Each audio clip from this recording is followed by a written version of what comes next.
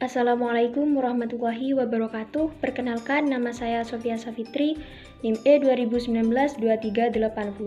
Di sini saya dari kelas ES9, kelompok 4 Ekonomi Pembangunan, di mana kelompok kami akan mempresentasikan tentang pertumbuhan ekonomi dan pemerataan pembangunan. Langsung saja, yang perlu kita pahami terlebih dahulu ialah tentang pertumbuhan ekonomi. Apa sih pertumbuhan ekonomi itu? Pertumbuhan ekonomi adalah kondisi perekonomian suatu negara secara berkesinambungan menuju keadaan yang lebih baik selama periode tertentu.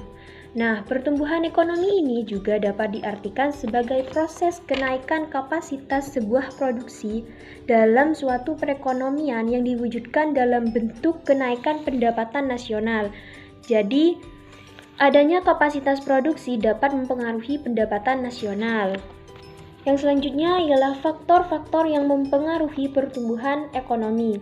Ada beberapa faktor, diantaranya yaitu akumulasi modal. Kenapa akumulasi modal itu dapat mempengaruhi pertumbuhan ekonomi? Karena akumulasi modal itu merupakan hasil bagian dari pendapatan saat ini yang ditabung kemudian diinvestasikan sehingga diharapkan dapat memperbesar output di masa yang akan mendatang. Dan akumulasi modal ini lebih rincinya saja dapat diartikan sebagai proses penambahan stok modal fisik buatan manusia. Stok modal fisik itu apa? Stok modal fisik itu adalah dapat juga berupa seperti peralatan, mesin, serta dapat juga berupa pembangunan.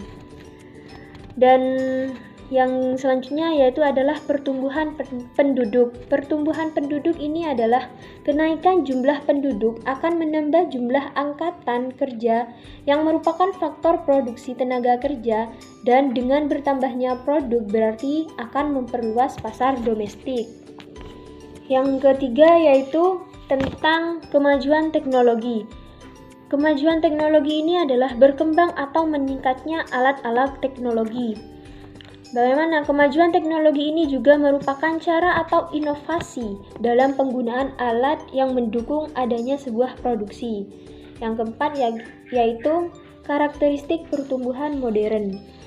Simon Kuznets mendefinisikan pertumbuhan ekonomi suatu negara adalah peningkatan kemampuan suatu negara untuk menyediakan barang-barang ekonomi bagi penduduknya. Karakteristik pertumbuhan ekonomi modern ini dapat berupa tingkat pertumbuhan output per kapita dan pertumbuhan penduduk yang sangat tinggi. Materi yang selanjutnya yaitu tentang ketimpangan dan kemiskinan. Nah, negara-negara yang termasuk ke dalam kategori negara dengan pertumbuhan tertinggi di Asia mampu menurunkan tingkat ketimpangan pendapatan dan kemiskinan dengan cara pertumbuhan ekonomi yang sudah dicapainya. Nah, dalam materi ini kita perlu mengetahui tentang arti kemiskinan.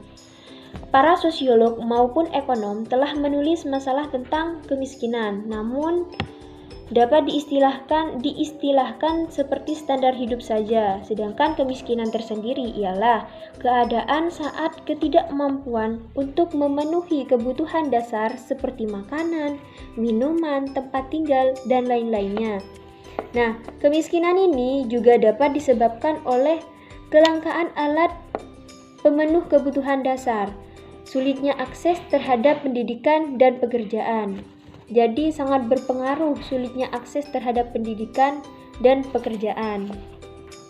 Yang kedua yaitu ada ukuran kemiskinan.